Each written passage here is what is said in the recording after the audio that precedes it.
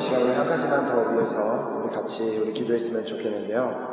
오늘 특별히 우리가 오후에 귀한 행사를 앞두고 이렇게 뚜르 전도 축제를 이렇게 더 준비하는 마음으로 오늘 나왔습니다. 우리가 또 파리에서 우리 많은 식구들이 그 행사를 참석하기로 했는데, 사실 그 행사를 참석하는 것 자체가 하나님에게는 큰 기쁨이지만 사단에게는 그것이 아주 싫어하는 일입니다. 그렇기 때문에 아직까지 우리 파리 식구들, 가기로 결정한 식구들이 있지만 이 자리에 나오지 못한 많은 식구들이 있습니다. 주님, 그들이 지금 어떠한 공격을 받고 어떠한 방해를 받고 있든지 주님께서 그들을 일으켜 주시고 그들의 발걸음을 인도하셔서 함께 이 자리에 기쁨으로 나와 오늘 예배를 주님 앞에 전심으로 기쁨으로 드리고 정말 오늘 오후에 함께 그 자리에 전도축제에 기쁨으로 갈 수 있도록 그들을 인도하여 주시옵소서. 그리고 또 이 자리에 나와 있는 한 사람 한 사람도 이 몸은 육체는 이치가 나와 있지만 혹시나 마음이 정말 다른 것에 빼앗기고 있는 사람들이 있다면 온전히 이 시간 주인이 되시는 그 주님만 바라보는 시간 되게 하여 주시옵소서. 우리 한번 다시 한번 간절한 마음으로 기도 한번 하겠습니다. 하나님 아버지 감사합니다. 이 귀한 아침에 저희들을 깨워주시고 이렇게 주님 앞에 나와 이 귀한 시간을 주님 앞에 드릴 수 있도록 우리 발걸음을 인도하신 주님 감사합니다. 이 시간을 통하여서 이 자리에 주인이 되시고 이 자리 가운데 우리의 예배를 받으시는 그 주님만을 만나고 돌아가는 시간 되기를 간절히 소망합니다. 특별히 이 아침에 정말 몸이 아프고 감기 때문에 힘들지만 정말 주님을 예배하고자 기쁨으로 달려나온 한 사람 한 사람을 축복하여 주시옵소서. 그리고 또 뚜로 전도축제 행사 준비로 아침에 많이 분주했지만 그 모든 것을 뒤로 제치고 기쁨으로 이 자리에 예배드리러 나온 한 사람 한 사람을 또한 축복하여 주시옵소서. 특별히 또 주님 앞에 구하는 것은 아직 오늘 행사에 참석하기로 했지만 또 원래는 기도 모임에 나와야 되지만 아직 나오지 못한 많은 발걸음들이 있습니다. 그들이 지금 오는 길에 있습니까? 아니면 아직 침대에 있는지 저희들은 알지 못하지만 그들을 일으키시고 그들의 발걸음을 인도하셔서 안전하게 이 성전에 나와 함께 기쁨으로 예배드릴 수 있도록 그들을 또한 축복하여 주시옵소서. 이 귀한 시간 가운데 우리에게 귀한 은혜를 보실 주님을 기대합니다. 말씀을 전하는 자나 말씀을 받는 자나 오직 성령의 능력으로만 전하고 성령의 능력으로만 말씀을 받을 수 있도록 이 시간 역사하여 주시옵소서. 감사드리오며 예수 그리스도 이름으로 기도드렸습니다. 아멘. 아멘. 우리 주님께 감사합니다.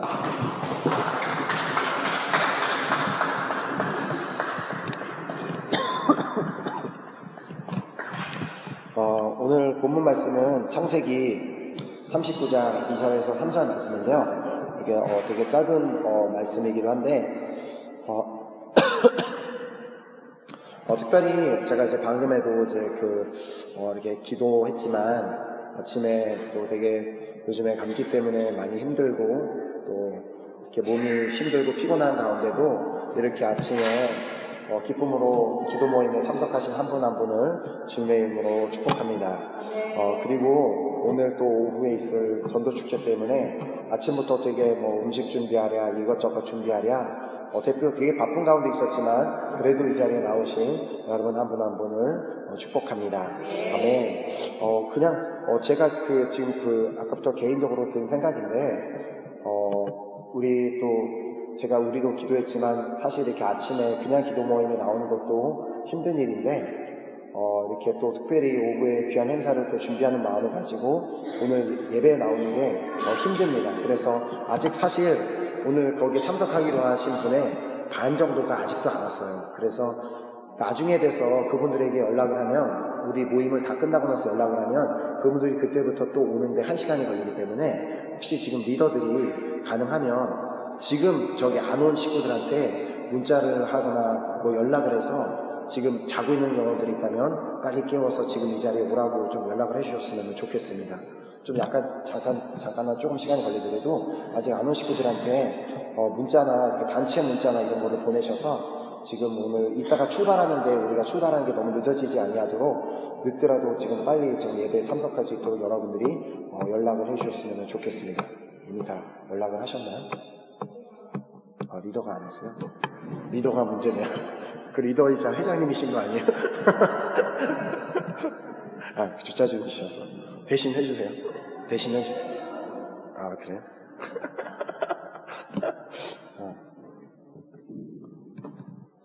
다행히 저의 조 식구들은 다 와 있는 것 같아서 제가 연락할 일이 없습니다. 감사하게도.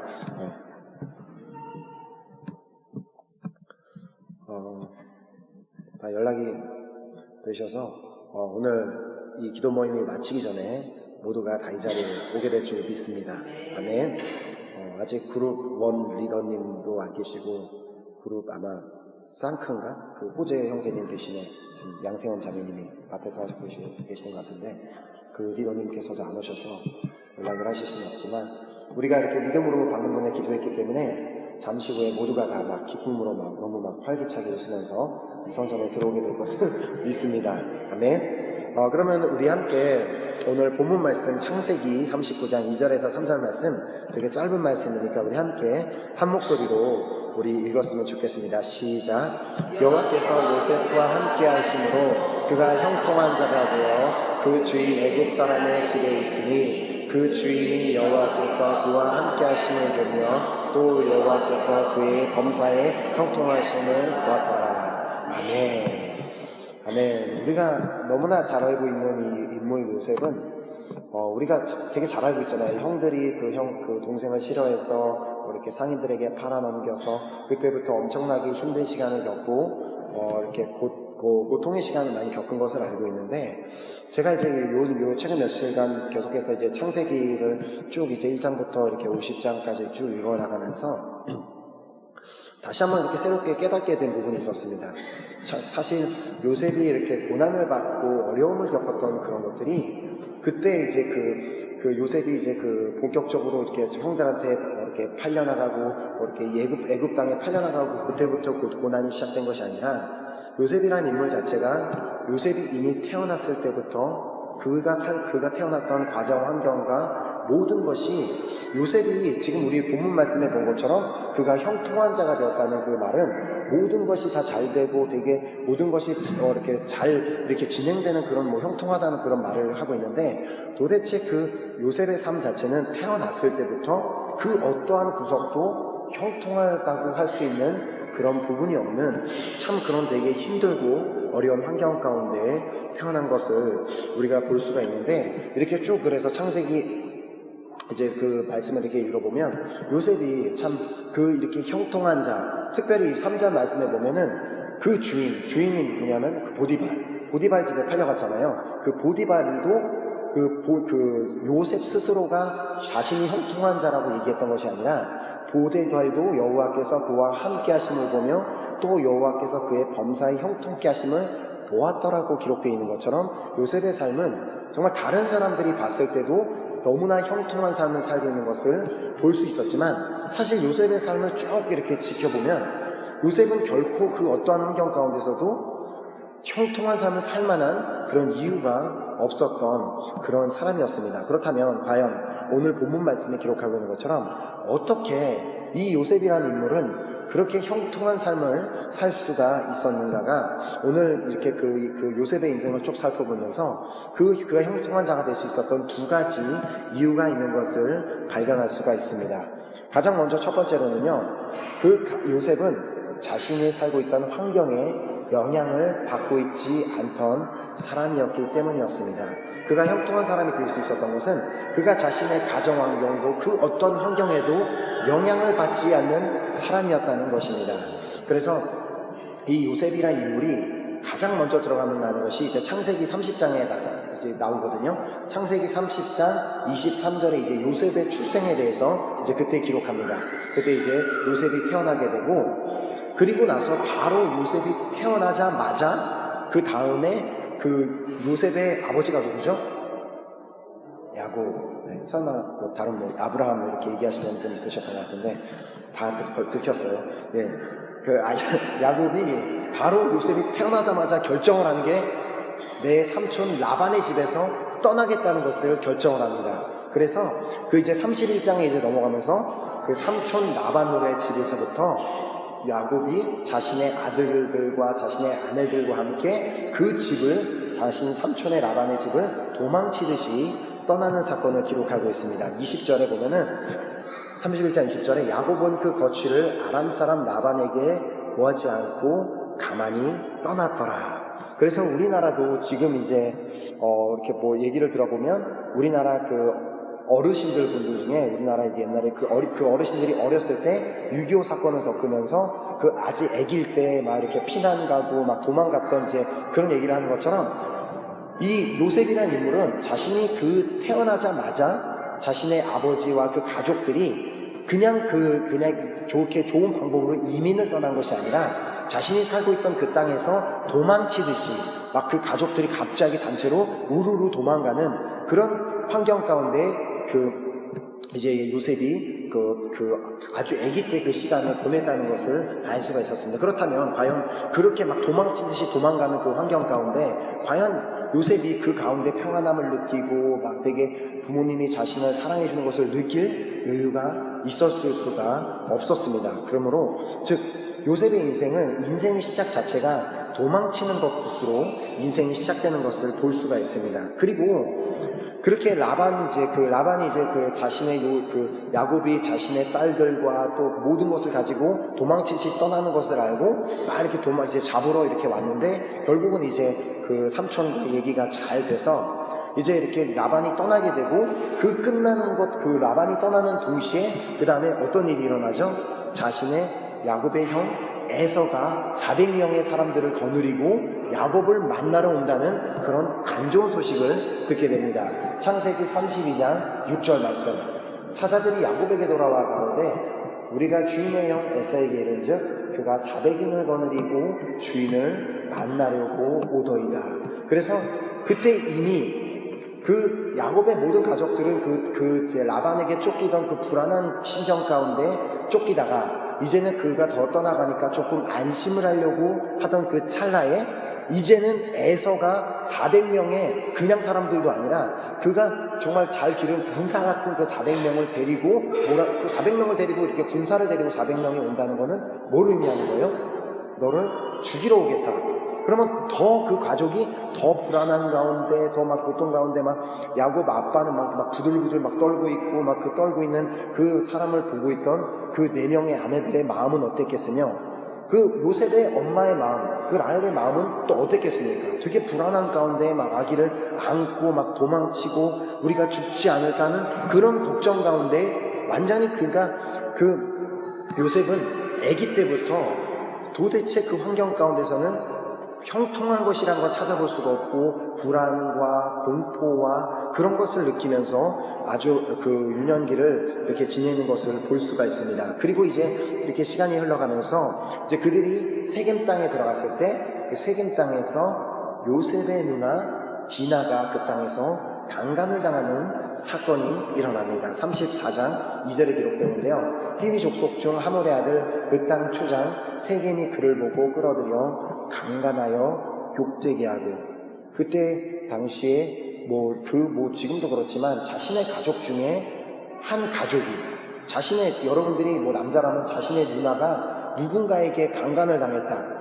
그러면 그 가족에게 있어서 얼마나 마음 아픈 일이고 가슴이 찢어질 듯한 그런 힘든 일이었겠습니까? 근데 사실 이렇게 이렇게 말씀에 기록되어 있는 거 보면은 디나가 출생한 지 얼마 후에 요셉이 태어났다는 것을 말씀에 기록하고 있는 것을 봐서 디나와 요셉의 나이 차이는 사실 얼마가 되지 않았을 것입니다. 근데 디나가 혼자서 그 땅을 세겜 땅을 구경하러 나갔다는 것은 어느 정도 성장한 나이였고 이렇게 청소년 정도 됐겠죠. 그 정도 나이가 됐기 때문에 그 땅을 보러 나갔고 청소년 정도 나이가 됐기 때문에 어느 정도 이렇게 조금 이제 몸매도 이렇게 좀 생기고 그랬기 때문에 그 하몰의 아들 그 땅 주장 세겜이 그 여자를 보고 반해서 강간을 했겠지. 설마 되게 조그만 꼬마이 7살, 8살짜리 꼬마이가 지나가는데 강간하지는 않았겠죠.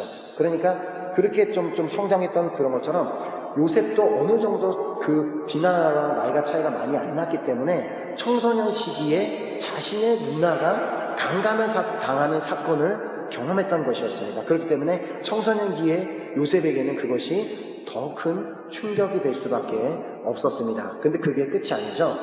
그 사건을 듣고 자신의 형들이 세겜 족장과 그리고 그 모든 사람들을 속이고 그 사람들을 살인하는 사건을 저지르게 됩니다. 34장 25절에 그것을 기록합니다. 제3일에 미쳐 그들이 고통할 때에 야곱의 두 아들 디나의 오라비 시므온과 레위가 각기 칼을 가지고 가서 부지 중에 성을 엄습하여 그 모든 남자를 죽이고, 이미 그 요셉의 가족은 그 자신의 누이가 누군가에게 강간을 당했다는 그 사건 때문에 너무나 가족이 충격을 받았고 마음이 아팠던 그런 상황 가운데 이제는 야곱과 자신의 형인 시므온과 레위가 그 땅에 가서 칼로 그 땅에 있는 족장을 막 죽이고 막 살인하는 그런 사건을 요셉은 옆에서 지켜보고 있었던 것이었습니다. 그런 자신의 형들이 그렇게 잔인하고 그렇게 살인을 저지르는 그 형들의 모습을 보면서 요셉의 마음은 기쁨과 막 형통한 그런 삶은 아니었겠죠. 이미 태어났을 때부터도 계속해서 쫓기고 불안한 가운데 살던 가운데 이제는 누나가 강간을 당하고 이제는 형들이 살인을 저지르는 살인마들의 모습을 보이게 되고, 그리고 그냥 살인하는 게 아니죠. 사기를 치고 살인을 했습니다. 그러니까 즉 그냥 한 가지 죄만 성립이 되는 것이 아니라 사기죄, 살인죄 두 가지가 성립이 되는 그런 상황을 볼 수가 있습니다. 그리고 이제 그 다음 장에 이렇게 넘어가면서 35장에 이르러서는 자신의 엄마 라헬이 자신 동생 베냐민을 낳다가 죽게 됩니다.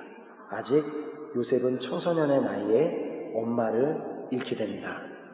정말 완전히 종합 세트죠. 우리가 어떤 이렇게 영화나 드라마에서 막 되게 막 불행한 가정을 막 나타낼 때 엄마를 일찍 잃어버리고 아빠를 일찍 잃어버린다든지 자신의 형제가 막 안 좋은 일을 당한다든지, 이미 지금까지 여기만 와도 풀세트입니다. 이미 태어났을 때부터도 불행했고, 그리고 자신의 누나는 강간을 당했고, 자신의 형들은 살인마에다가 사기치는 사기범들이고, 그리고 자신의 엄마마저 죽어버립니다. 어떻게 보면 청소년기나 어렸을 때 아이들이 오직 위로를 받고 되게 가장 많은 위로를 받을 수 있는 대상이 엄마인데 엄마가 일찍 돌아가시는 사건이 있게 됩니다.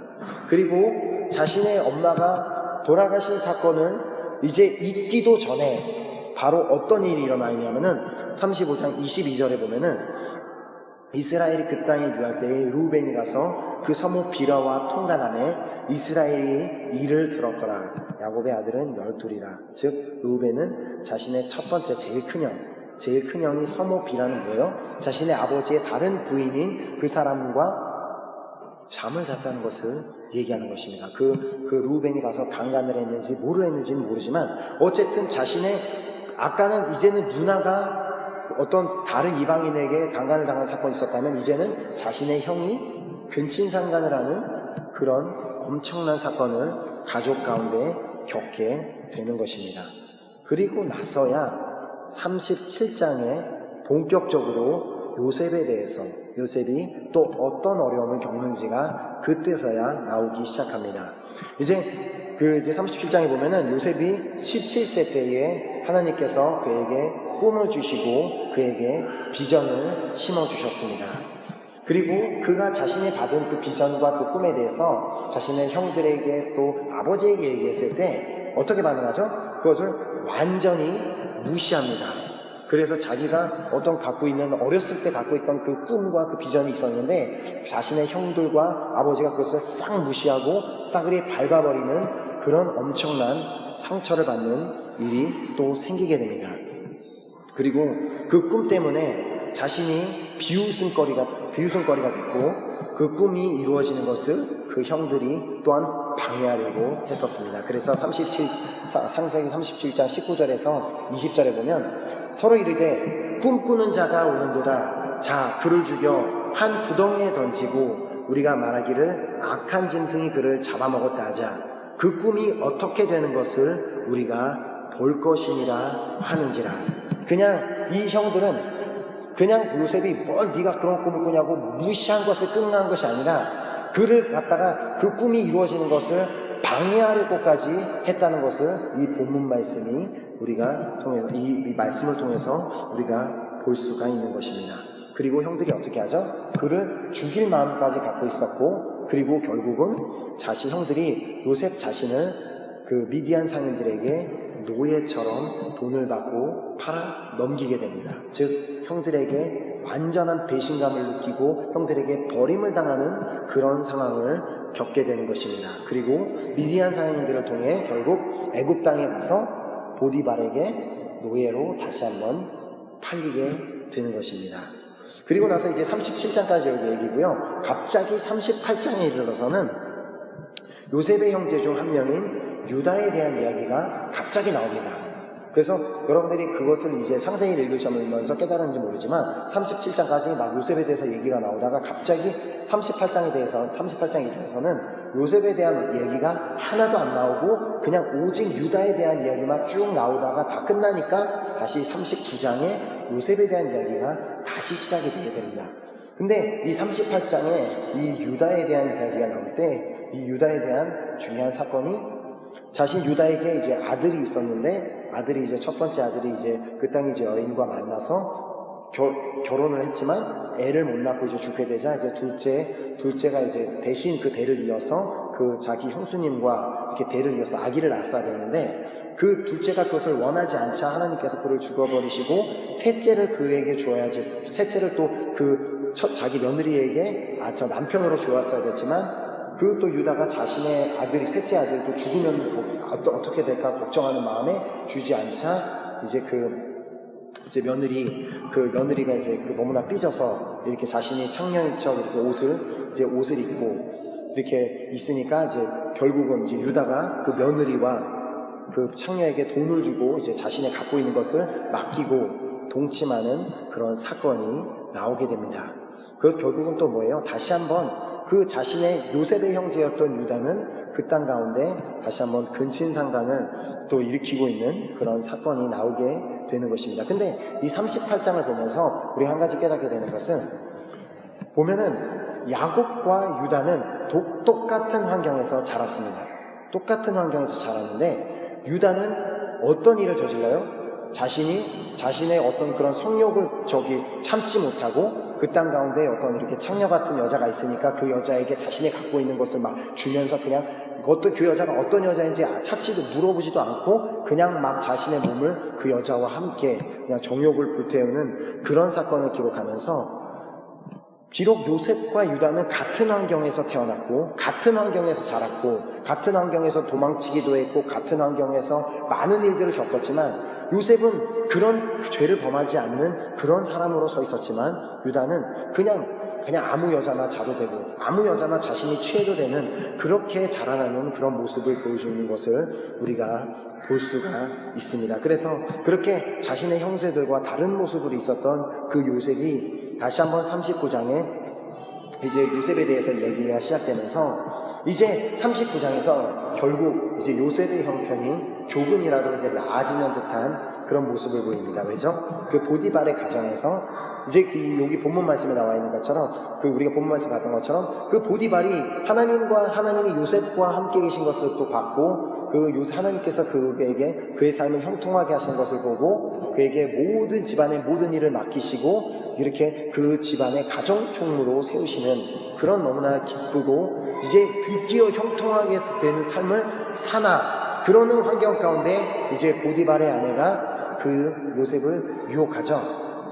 그 반대로 그 형제 유다는 그 여자가 한 번도 유혹을 한 적 없지만 본인 스스로가 여자에게 가서 그 여자에게 잠을 청하기로 결정했지만 이 요셉의 경우는 보디발의 아내 그 여자가 뭐 이뻤는지 어땠는지는 모르겠어요. 뭐 요셉이 그 여자가 좀 이렇게 뚱뚱하고 못생겨서 막 거부했는지 아니면은 정말 막 엄청나게 예쁘고 아리따운 몸매를 갖고 있었지만 거부를 했는지는 모르지만 그 여자가 먼저 집에 아무도 없고 단 둘이 있을 때 너는 나랑 같이 자자고 유혹을 했지만 요셉은 그 유혹을 단둘이 있었음에도 불구하고 뿌리치고 오히려 억울한 누명을 쓰고 감옥에 갇히는 사건을 당하게 됩니다. 요셉은 그렇게 정말 쉽지 않고 어려운 그런 유년기를 보냈음에도 불구하고 그가 정말 죄를 그냥 쉽게 저지를 수 있는 그 상황 가운데 그 죄를 선택하는 것이 아니라 자신이 죄를 거부하고 차라리 억울한 누명을 쓰고 감옥에 갇히는 그런 사람이 되는 것을 볼 수가 있습니다. 이처럼 요셉은 그가 자라나는 환경과 그가 겪은 모든 일들은 그의 삶이 형통한 삶이라고 얘기할 수 있는 부분이 그 어떠한 부분도 없는 엄청나게 힘든 환경이었습니다. 아버지 야곱은 자신이 살아남기 위해서라면 무엇이든 하는 그런 약간 좀 그런 비겁한 그런 사람이었습니다. 여러분 야곱에 대해서 알죠? 저기 자기 삼촌도 좀 이렇게 속이고 자신의 형도 속이고 그런 그렇게 비겁한 사람이었고, 그리고 자신의 그 요셉이 태어났을 때 자신에게 엄마가 몇 명이었어요? 4명. 아버지가 엄마가 1명만 있는 것이 아니라 엄마가 무려 4명이나, 아내를 4명이나 두고 있는 그런 환경 가운데 태어난 사람이었고, 그리고 그 말씀에 기록된 걸 보면 야곱이 엄청나게 부자였다는 것을 기록하고 있습니다. 즉 요셉은 엄청나게 부유한 집에 태어났던, 어떻게 보면 그 요즘에 말하는 엄친아, 그래서 이제 모든 주변 사람들이 부러워할 만큼 부잣집에서 태어났던 그런 요셉이었는데, 그가 어느 날 갑자기 그 부잣집 아들이었던 그가 노예로 팔려갔던 그 기분은 어떻겠습니까? 그냥 가난한 집에서 막 너무나 가난하고 늘 먹을 것이 없고 힘든 상황 가운데 노예로 팔려가는 것과 부잣집 아들로서 아버지의 사랑을 독차지하면서 그 집에서 엄청나게 사랑을 받으면서 자라던 아들이 노예로 팔려가는 것과 얼마나 큰 차이가 있겠습니까? 근데 요셉은 그렇게 부유한 집 아들로서 팔려갔던 것은 정말 그로서는 감당해내기 힘들었을 사건이었을 것입니다. 그리고 또 말씀에 기록되어 있는 것처럼 그 요셉은 특별히 아버지의 사랑을 독차지하고 있었던 아들로서 되게 교만하려면 교만하고 자신이 되게 잘났다고 생각할 수 있는 그런 사람이었지만, 요셉은 절대 그런 사람이 아니었다는 것을 말씀을 통해서 기록하고 있습니다.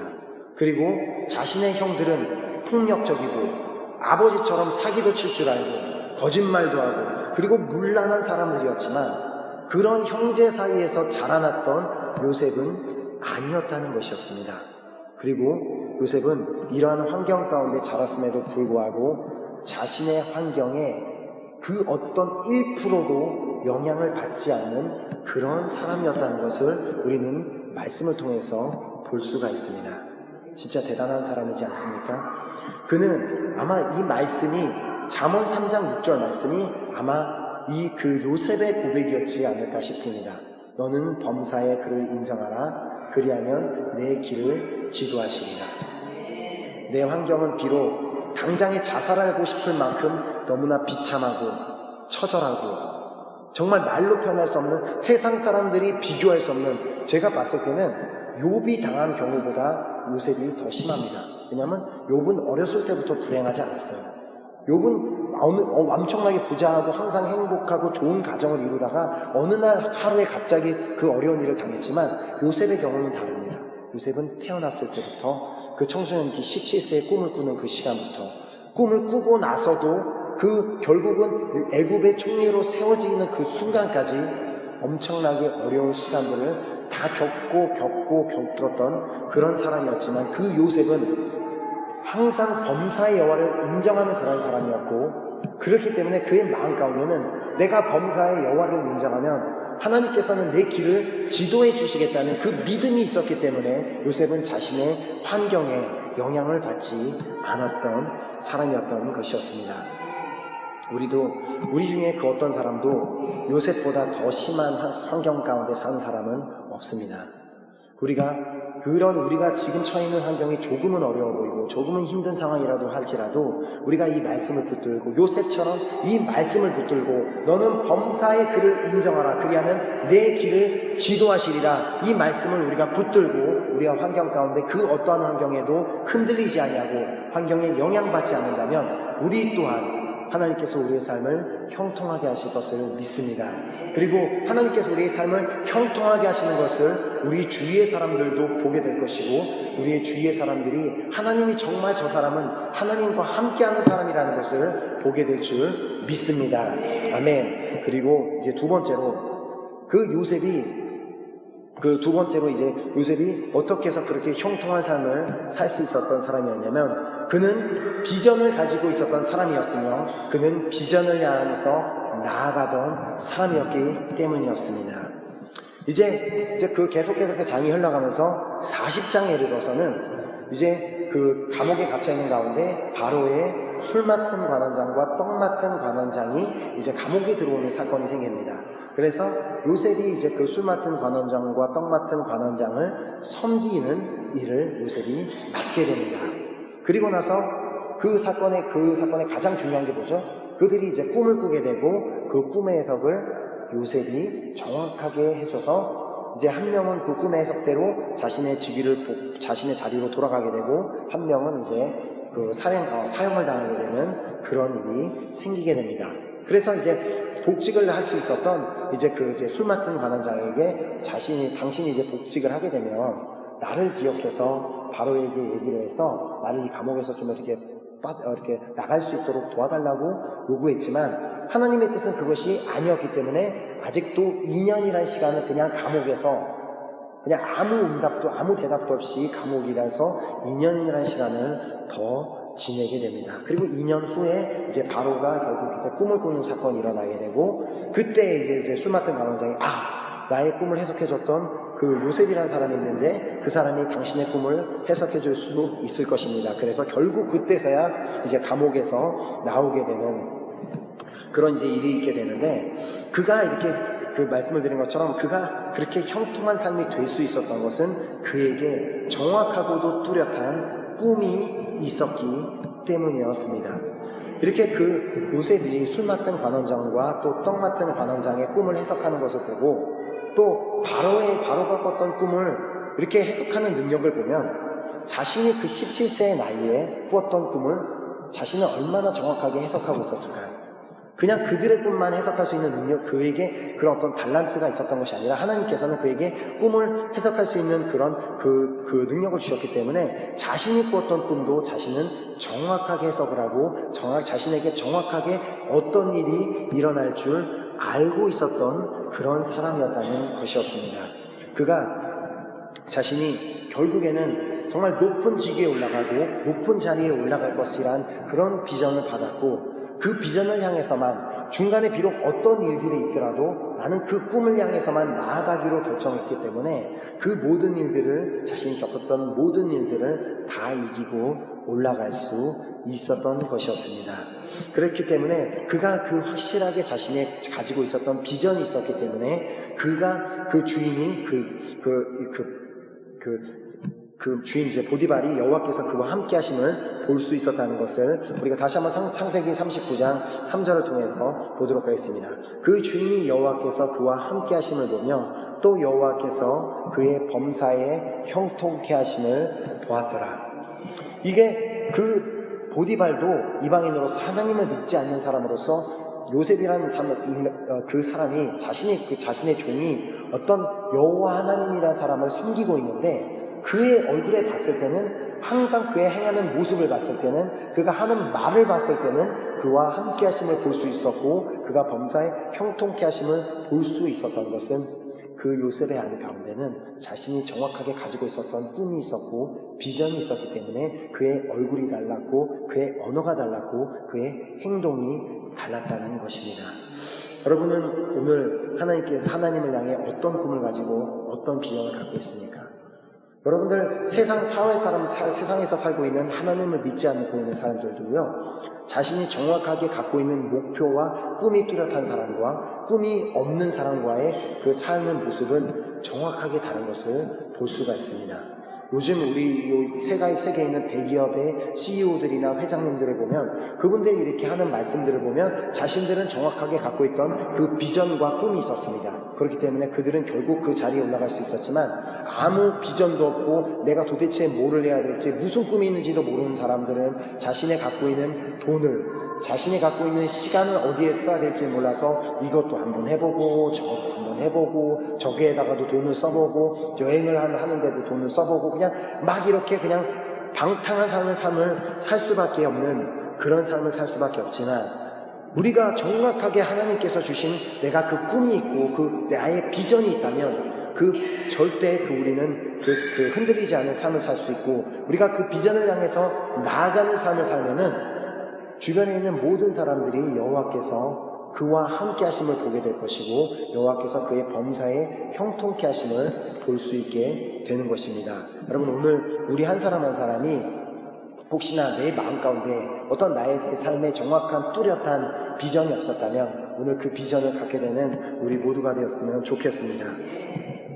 요셉이 만약에 그런 비전이 없고 꿈이 없는 사람이었다면 그의 얼굴에서 정말 그 여호와는 어떤 하나님의 모습을 보이기는커녕 그런 분노와 피곤한 그런 모습만 보였을 것입니다. 그는 뚜렷한 비전이 있었기 때문에 억울한 누명을 쓰고 감옥에 갇혔음에도 불구하고 간수장이 요셉이 다른 죄수들과 다른 모습을 볼 수 있었던 것이었습니다. 오늘날 여러분은 형통한 삶을 살고 있습니까? 아니면 형통하지 못한 삶을 살고 있습니까? 내가 형통한 삶을 살고 있다면 그것은 내가 환경의 영향을 받지 않고 살고 있으며 또 정확한 비전을 가지고 삶을 살고 있다는 의미이고, 그렇지 못하게 형통하지 못한 삶을 살고 있다면 나는 계속해서 환경의 영향을 받고 있으며 나는 비전이 없는 그런 사람을 보여주고 있는 것입니다. 오늘 본문 말씀 창세기 39장 2절에서 3절 말씀 다시 보도록 하겠습니다.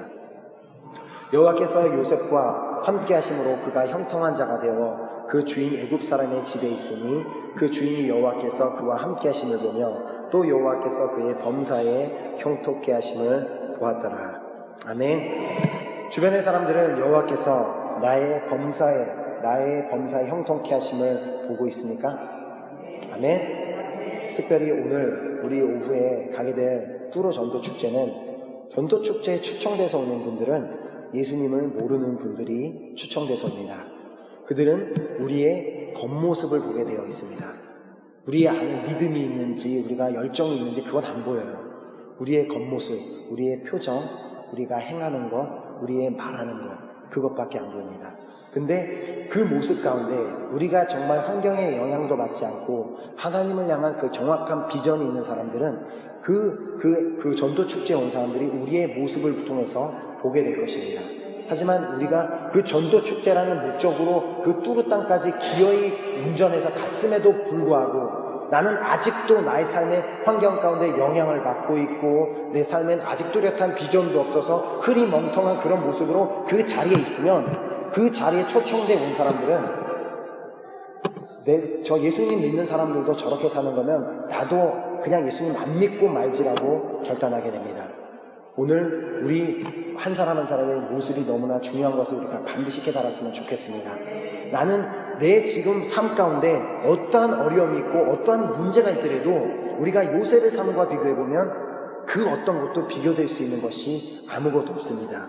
그렇지만 요셉은 그렇게 어려운 환경 가운데서도 그 자신의 환경에 영향을 받지 않고 오히려 자신의 주인이었던 보디발이 그 어려운 환경 가운데 자랐던 요셉의 모습에서 여호와께서 함께 하심을 보았으며 그의 범사에 형통케 하심을 보았던 것처럼 우리도 그 자리에 나아갔을 때 그 자리에 초청되게 오게 될 그분들이 우리 가운데 여호와께서 우리와 함께 하심을 보며 여호와께서 우리를 형통케 하심을 보게 되는 역사가 있기를 간절히 소망합니다. 아멘. 우리가 반드시 오늘 그 전도축제만을 위한 것이 아닙니다. 우리의 평생의 삶 가운데 우리가 속해 있는 사회에서, 내가 다니고 있는 학교에서, 내가 다니고 있는 직장에서 계속해서 주변 사람들은 우리를 보고 있습니다. 나의 표정을 보고 있고 나의 말하는 것을 듣고 있고 나의 행동하는 것을 듣고 있습니다. 여러분 거울을 보면서 여러분의 얼굴이 웃는 상이라고 생각합니까? 아니면 우울상이라고 생각합니까? 여러분들이 아직도 얼굴이 우울상이라면 나는 아직도 나는 환경에 영향을 받고 있는 크리스찬이에요 하고 얘기하고 있는 거고, 그리고 내가 아직도 우울상이라면 나는 아직도 비전이 없는 사람이에요 라고 보여주는 그런 사람입니다. 이 시간 한번 우리 옆에 있는 사람의 얼굴을 볼까요? 우울한 얼굴인지 아니면 기쁜 얼굴인지 한번 보도록 하겠습니다. 아직도 다 울상인 것 같은데 오늘 같이 앉는 것이 낫겠습니다. 왜냐면 여러분의 그 울상 얼굴 때문에 그 자리에 왔던 사람들이 떠날 수도 있어요. 그러니까 우리가 오늘 반드시 우리가 기억해야 되는 것은, 우리가 정말 한 영혼을 천하보다 사랑하시는 그 주님께서 그 귀한 자리에 우리를 믿으시고 그 자리에 한 영혼을 보내주십니다. 그 뚜르 식구들을 믿으시고 우리 파리 식구들을 믿으시고 그 자리에 그 주님을 모든 사람들을 보내주십니다. 근데 우리가 그 자리에서 우리를 통해서 그들이 하나님을 보게 되고 우리를 통해서 하나님의 살아계심을 본다면 너무나 감사하지 않겠습니까? 그래서 오늘 우리가 그것을 결단하면서 우리 나아가는 우리가 되었으면 좋겠습니다. 아멘.